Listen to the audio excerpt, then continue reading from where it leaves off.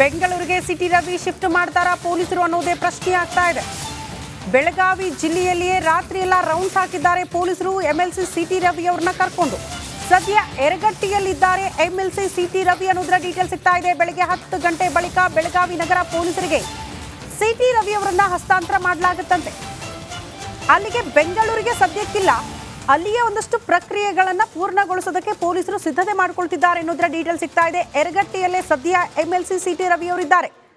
ರಾತ್ರಿ ಪೂರ್ತಿ ಕೂಡ ಜಿಲ್ಲೆಯ ಬೇರೆ ಬೇರೆ ಠಾಣೆಗಳಿಗೆ ಕರ್ಕೊಂಡು ಹೋಗಿದ್ದಾರೆ.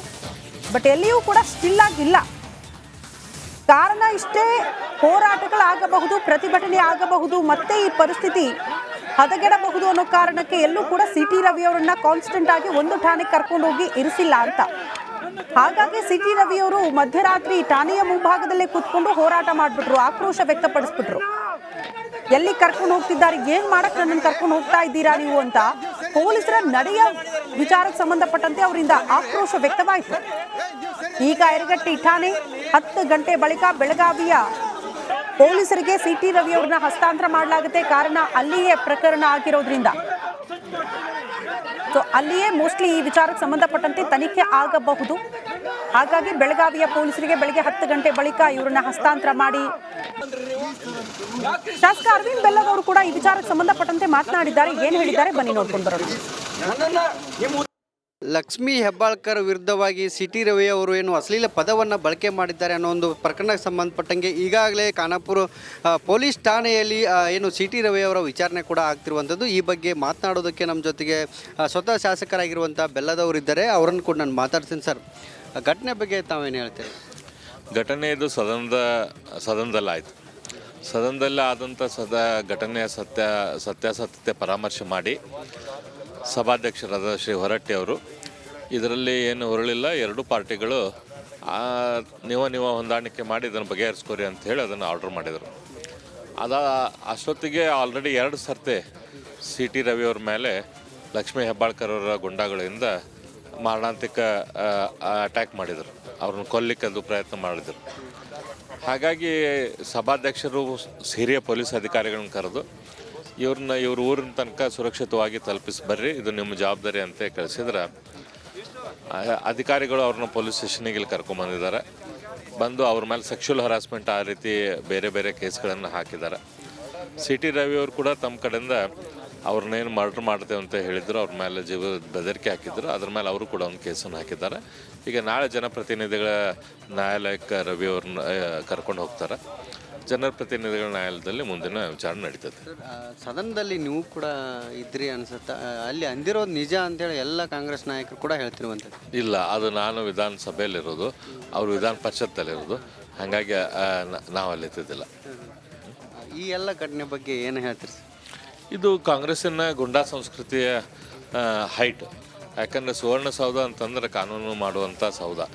ಅಲ್ಲಿ ಕಾನೂನು ಮಾಡೋರ ಮೇಲೆ ಇವತ್ತು ರಕ್ಷಣೆ ಇಲ್ಲದಂಥ ಸ್ಥಿತಿ ಆಗೈತಿ.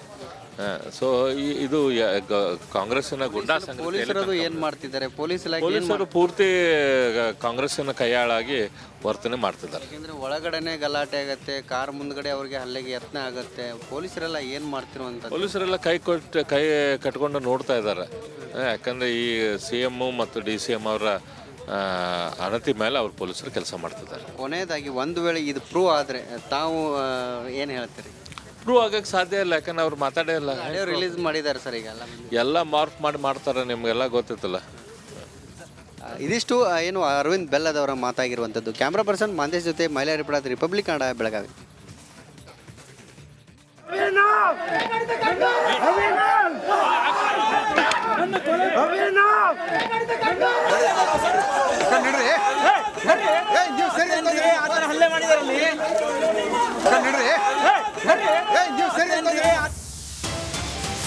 ಮತ್ತೊಂದು ಅಪ್ಡೇಟ್ ಲಭ್ಯವಾಗ್ತಾ ಇದೆ.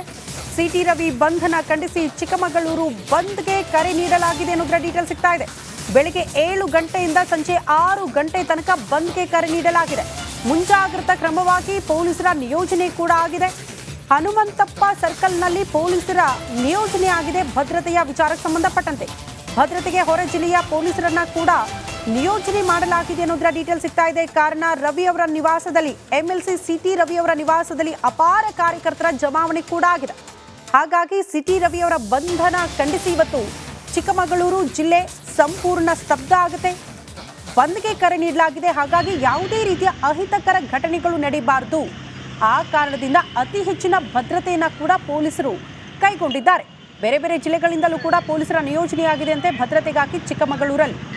ಸಹಜವಾಗಿ ಸಿಟಿ ರವಿಯವರ ನಿವಾಸಕ್ಕೂ ಕೂಡ ಅತಿ ಹೆಚ್ಚಿನ ಭದ್ರತೆ ನೀಡಲಾಗಿದೆ. ಕಾರಣ ಅಲ್ಲೂ ಕೂಡ ಏನಾದರೂ ಪ್ರತಿಭಟನೆಗಳು ಆಗಬಹುದು ಅನ್ನೋ ಕಾರಣ ಈ ಕಾಂಗ್ರೆಸ್ ಕಾರ್ಯಕರ್ತರು ಅಲ್ಲೂ ಕೂಡ ಜಮಾವಣೆಯಾಗಿ ಮತ್ತಿನ್ಯಾವುದೋ ಅಹಿತಕರ ಘಟನೆಗಳು ನಡೀಬಾರ್ದು ಅನ್ನೋ ಕಾರಣಕ್ಕೆ ಇಷ್ಟೆಲ್ಲ ಮುಂಜಾಗ್ರತಾ ಕ್ರಮವಾಗಿ ಪೊಲೀಸರು ಕೂಡ ಸಿದ್ಧತೆ ಮಾಡ್ಕೊಳ್ತಿದ್ದಾರೆ. ನೋಡಿ, ಚಿಕ್ಕಮಗಳೂರು ಜಿಲ್ಲೆಯಲ್ಲಿ ಎತ್ತ ಕಣ್ಣು ಹಾಯಿಸಿದ್ರು ಕೂಡ ಇವತ್ತು ಪೊಲೀಸರ ಸರ್ಪಗಾವಲು ನೋಡೋದಕ್ಕೆ ಸಿಗುತ್ತೆ. ಕಾರಣ ಬೆಳಗ್ಗೆ 7 ಗಂಟೆಯಿಂದಲೇ ಬಂದ್ಗೆ ಕರೆ ನೀಡಲಾಗಿದೆ. ಒಂದು ಕಡೆ ಬಿಜೆಪಿ, ಮತ್ತೊಂದು ಕಡೆ ಕಾಂಗ್ರೆಸ್. ಬಿಜೆಪಿ ವರ್ಸಸ್ ಕಾಂಗ್ರೆಸ್ ಕಾರ್ಯಕರ್ತರ ಹೋರಾಟಕ್ಕೆ ಇವತ್ತು ಚಿಕ್ಕಮಗಳೂರು ಸಾಕ್ಷಿ ಆಗಬಹುದು. ಆ ಕಾರಣದಿಂದ ಇಷ್ಟೆಲ್ಲ ಭದ್ರತೆಯನ್ನು ಒದಗಿಸಲಾಗ್ತಾ ಇದೆ.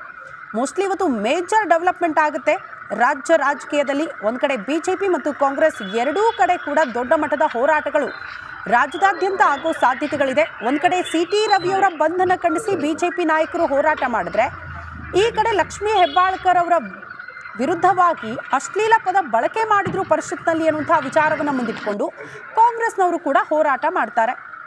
ಹಾಗಾಗಿ ಪೊಲೀಸರು ಕೂಡ ಎಲ್ಲೆಲ್ಲೂ ಕೂಡ ಸಿದ್ಧತೆಗಳನ್ನು ಮಾಡ್ಕೊಳ್ತಿದ್ದಾರೆ ಭದ್ರತೆಯ ವಿಚಾರಕ್ಕೆ ಸಂಬಂಧಪಟ್ಟಂತೆ. ಎಸ್ಪೆಷಲಿ ಕುಂದಾನಗರಿ, ಬೆಳಗಾವಿ ಇವತ್ತು ಧಗಿಸುವ ಸಾಧ್ಯತೆಗಳು ಕಂಡು ಬರ್ತಾ ಇದೆ. ಈ ಬೆಳವಣಿಗೆಯನ್ನು ಗಮನಿಸಿದ್ರೆ ಕಾರಣ 10 ಗಂಟೆ ಬಳಿಕ ಸಿಟಿ ರವಿಯವ್ರನ್ನ ಬೆಳಗಾವಿ ಪೊಲೀಸರಿಗೆ ಹಸ್ತಾಂತರ ಮಾಡ್ತಾರಂತೆ.